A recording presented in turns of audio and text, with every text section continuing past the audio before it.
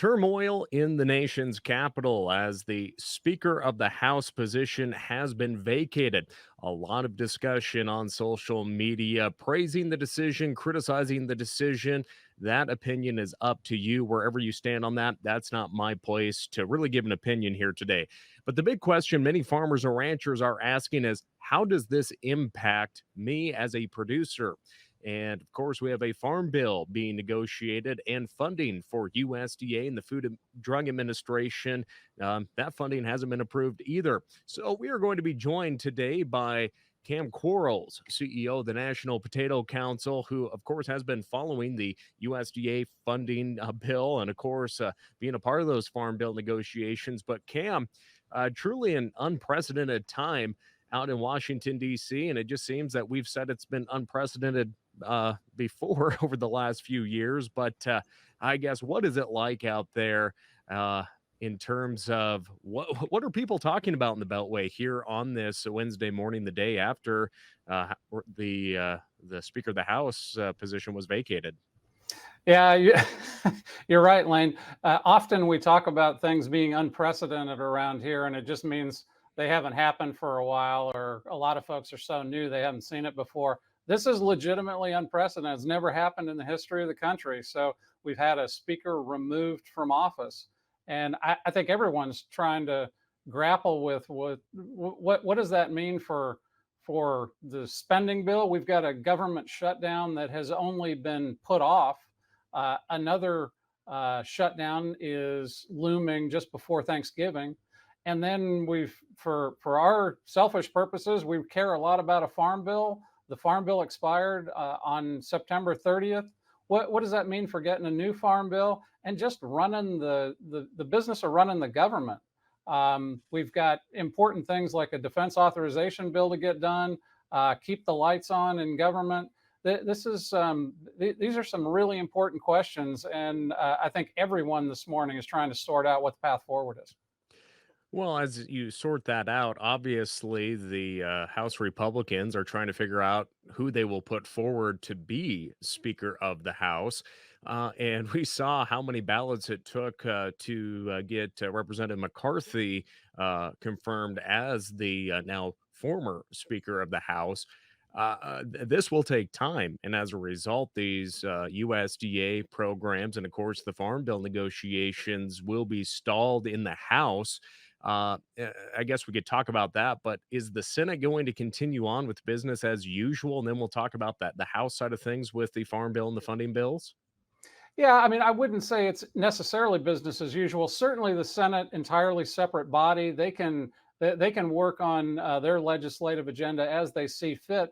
But there's also a recognition you have to have a willing partner in the House in order to enact meaningful legislation, and you've got to get the president to sign it. That's the way our government works. So I can't say it's going to have no impact on the Senate, but the Senate can certainly continue to move forward on their priorities, recognizing if the House goes into effectively hibernation for a period of time, if they can't figure out who's going to be the speaker, how the place is going to run, anything the Senate produces is going to get log jammed up when it gets to the House, when it gets sent over to the House.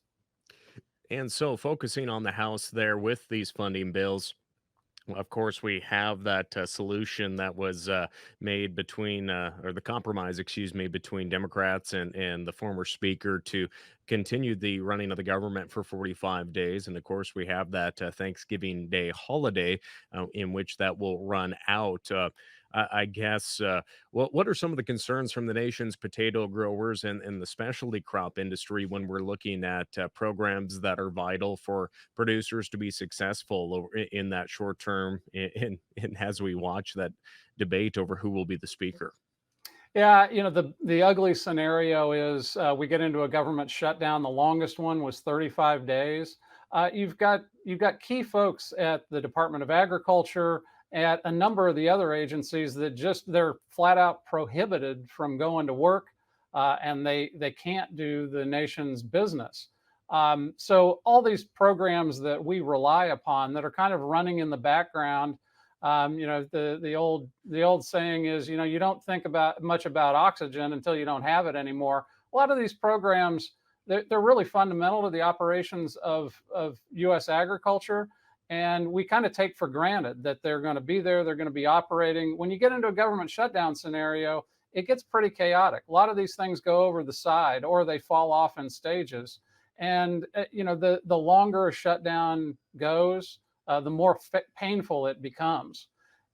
Certainly, these federal employees, they're if even if you're considered essential, you're not getting paid. And over a period of time, once you get into multiple weeks, they don't have the money to be going to work when they've got to pay daycare and all these other kinds of things. It just gets to be a complete mess, Lane. So the concern that I think everybody has is this was a bipartisan deal that came to the House floor to keep the lights on, just at temporary spending levels that would get us through the next 45 days. That was a red line that got the speaker removed. What will be acceptable? Who will be acceptable to the Republicans to assume that speaker role, and then what will be acceptable in terms of these spending bills, appropriations bills on an annual basis, and of course, when you're considering over $1 trillion farm bill for the next 4 years, how is that going to be received by what appears to be a very volatile House? We simply don't know the answer to either of those questions. I think the message, Lane, for all of agriculture, if you care about getting a farm bill reauthorized, is we have to be out there touting the benefits of these programs that make rural America work. A lot of the agriculture programs within the farm bill are basically are a very small part of the overall bill. A lot of the spending is in the nutrition program, but it all fits together to serve all of the constituent groups of the farm bill. What's going to be acceptable to a very volatile House? How do we get this reauthorized? I think that's folks are really grappling with that today, and it's a real call to all of these folks who rely on the bill that you've got to make your voices heard. Now, obviously, it's going to take some time to even get to the House and Senate versions of the farm bills put together and really shaped up once all of this hopefully subsides. But I guess what are some concerns that you may have about some of these vital programs for especially crops like potatoes that could potentially be on the chopping block because of new negotiations possibly, and what will the National Potato Council be doing in the meantime to advocate for its producer members out in the countryside? Yeah, I mean, some of the suggestions that have come out from, and I don't, optimistically, I don't think a lot of these sort of messaging bills are going to get to the finish line, going to get to the president's desk and actually become law. But there's folks who have suggested some incredibly draconian cuts in things like the operations of USDA that keep pests and diseases either out of the United States or knock them down if unfortunately they get into a production area. Those are relatively small millions of dollar programs that head off billions of dollars in negative economic impact. It is idiocy to cut those programs and allow these types of pest and disease threats to overwhelm our agricultural production. You look at things like high risk research that you need a federal partner in order to support research that will deliver the next varieties of potatoes that may serve some tremendous purposes for consumers, for farmers, for the entire supply chain.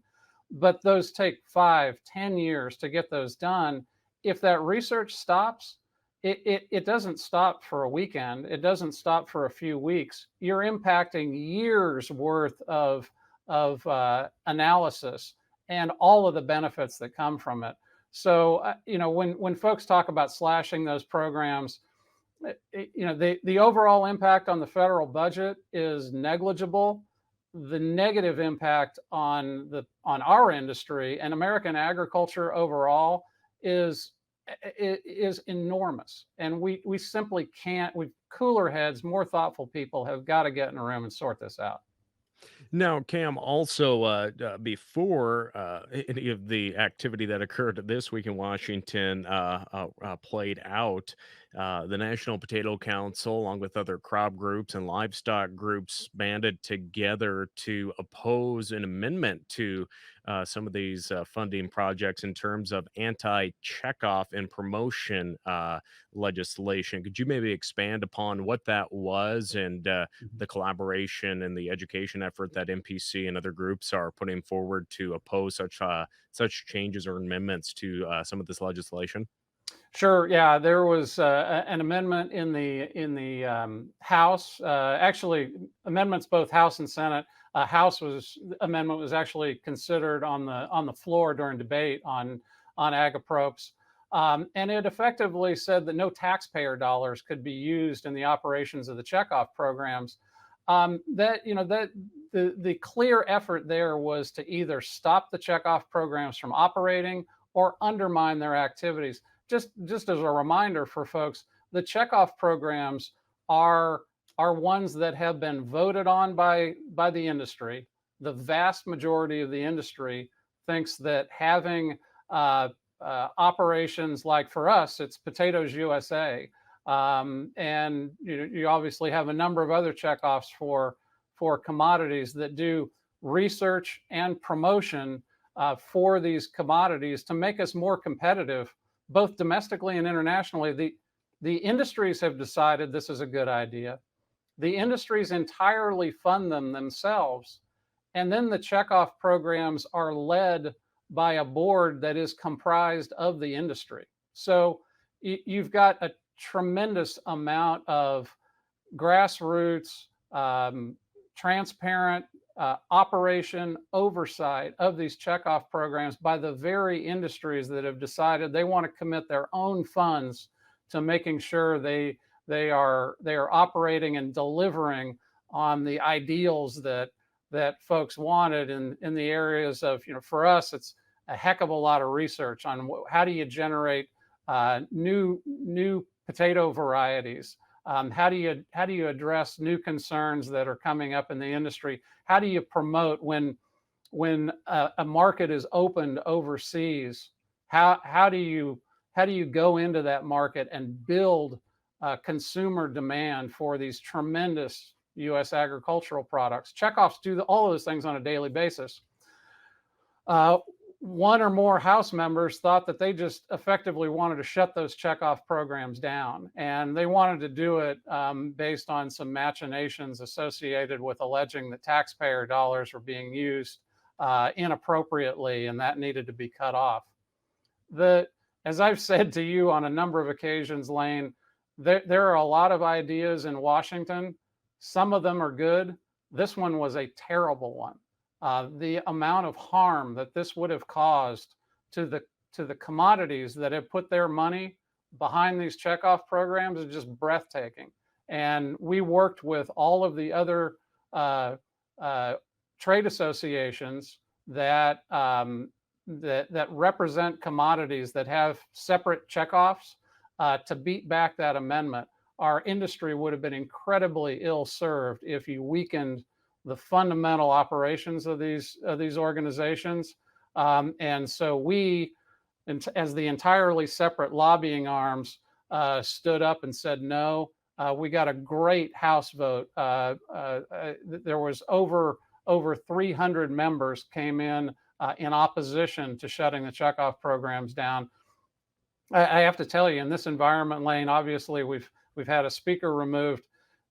In some ways, getting over 300 votes to decide if it's daytime or nighttime in the House is a difficult thing.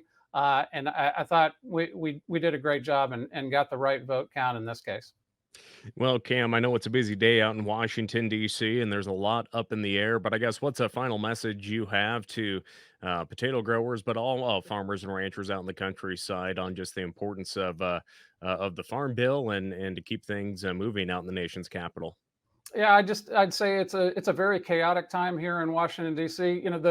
There's a lot of great folks here who want to see the country move forward. there are a number of folks here who, they're kind of like the old adage. It doesn't take much to kick a barn down. It takes a lot to build one, and we need more barn builders here. There's we've got a lot of folks fundraising off of controversy. That's ill serving U.S. agriculture. We've got to get back to business. You got to have serious people at the table. A lot of these goofball bumper sticker statements that people seem to run an entire campaign on, they don't serve the interests of a very complicated and incredibly competitive agricultural environment, both domestically and internationally.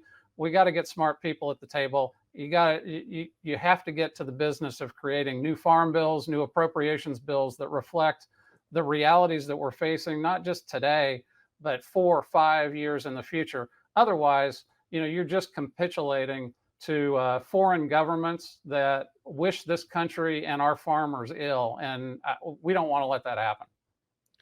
Well, again, Kam Quarles joining us today, CEO of the National Potato Council, sharing some thoughts and work that the National Potato Council is underway with out in our nation's capital, and also their perspective on the vacated speakership and what needs to be done to get USDA and FDA funding through the across the finish line, and of course, see the I guess we'll call it the 2024 Farm Bill, most likely. um, I'm still holding out hope, Lane. well, again, Cam, thanks for joining us here today and sharing your perspective. Good to see you, Lane. Thank you. Well, friends, stay with us. We're going to get the industry's perspective on the situation out in Washington, D.C. But first, these words. Ready for a real PRF partner? At Ag Risk Advisors, this isn't our first rodeo. We are one of the most experienced in pasture rangeland forage. Honesty, commitment, trust. Many companies use these words. At Ag Risk Advisors, we earn them.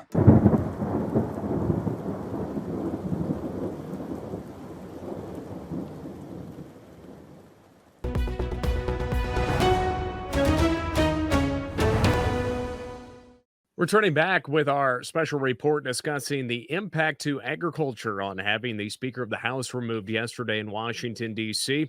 We're joined by the National Cattlemen's Beef Association's Vice President of Government Affairs, Ethan Lane, who has been talking with D.C. insiders and elected officials throughout the day. I guess, what is the reaction with so many folks out there today, Ethan, in terms of the unprecedented event that took place on the House floor yesterday?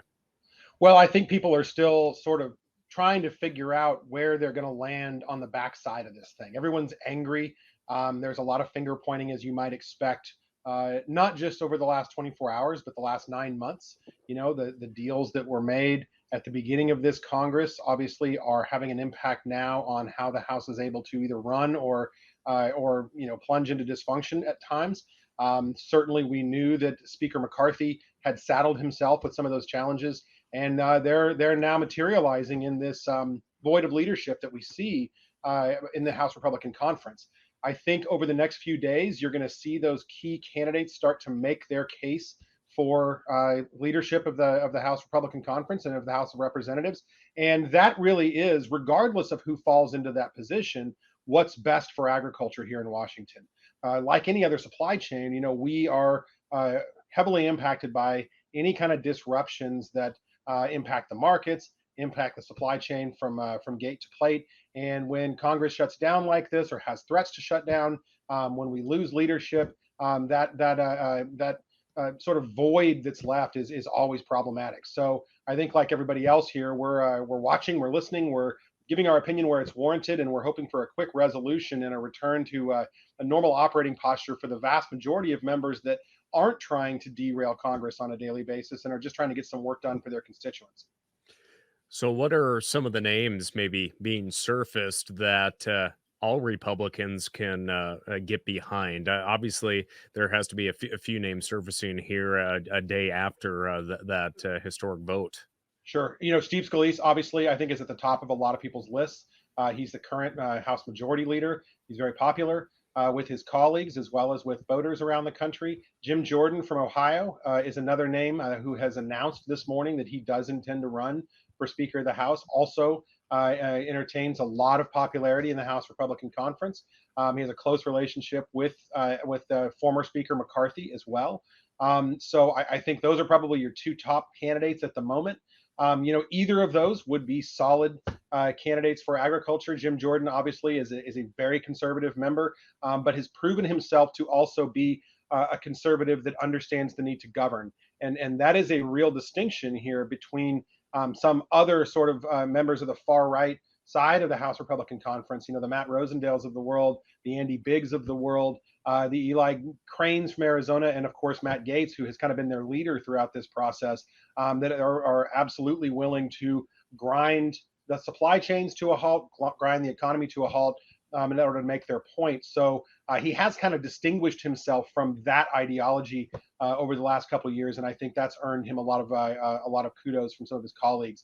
So it'll be interesting to see how those votes break out. It might be more than one ballot. We might get a chance to see some folks, offer their support or loyalty to one candidate and then read the room and redirect on a second ballot. And we should definitely be prepared for that, given what we saw in January with a 15 ballot speakership race. Now, obviously, we have two funding bills important to agriculture, that USDA spending bill along with FDA, and those need to be taken care of. But also the farm bill, we were just discussing the challenges with that with Kam Quarles with the National Potato Council at the start of this report. But from the livestock side of things, I guess, what are some concerns that cattlemen and women may be having looking at this situation, as there's going to be more time now in selecting a new speaker than maybe trying to get the House version of the Farm Bill taken care of, and those funding bills? Well, I think the funding bills were really going to be the focus in the next 45 days. Given that CR that was passed last weekend, that really needs to be the priority. I think most of agriculture here in Washington has sort of made peace with the idea that we're not going to get a farm bill soon. We haven't seen text on either side yet, although we're under the impression it's largely been crafted, both a House and Senate version. We know those leadership teams on both sides are working hard on some kind of a timeline there. But given these funding clashes that we're seeing, given this narrow majority, I think it's probably not a great time to be talking about a $1 trillion plus farm and nutrition package. And because of that, it's highly likely we're going to see that conversation spill into next year. Now, there could still be some action taken as part of a larger omnibus or a CR to extend the farm bill, to give a little breathing room to those commodities that need some assistance. The cattle industry is in a little bit different spot. Largely program wise, we're pretty much okay. If this takes a few more months or 6 more months, we're not going to see any major impacts from that. Other parts of agriculture could. And I think as a whole, all of agriculture is trying to kind of stand together there with that unified voice that, hey, patch up what you need to get us to a spot where we can pass this bill in a timely way, and not see it be subject to some of this partisan fighting that we're seeing on Capitol Hill right now, because that would certainly make the situation worse, far worse than if we just take a little more time to get it passed. Do the chairs of the House committees have anything to worry about with the new speaker coming in? Would that be a move that potentially could impact the current chairs of the committees? Obviously, I'm thinking agriculture, but natural resources, or is that the feeling that they're going to remain the same? Yeah, I don't envision any of that being disrupted. I could be completely wrong, but I don't envision that being a real problem. I think whoever takes this speaker's gavel is going to be focused on showing stability, on showing continuity, on reassuring voters, reassuring donors, quite frankly, to the Republican Party, that all is well and that the ship is moving forward in an expeditious manner. And I think that's going to be the focus of everybody's efforts. I can't imagine anybody wanting to start disrupting committee chairmanships in the middle of all this. Now, on another note, I asked Kam Quarles in our previous segment here about the efforts of some legislators out in D.C. To put forward amendments, anti-checkoff amendments. Could you maybe touch upon the efforts by agriculture groups like the NCBA and the National Potato Council and the coalition that really went on an effort a few days ago to educate lawmakers about your stance on checkoff programs and promotion? Yeah, this is an all of agriculture effort.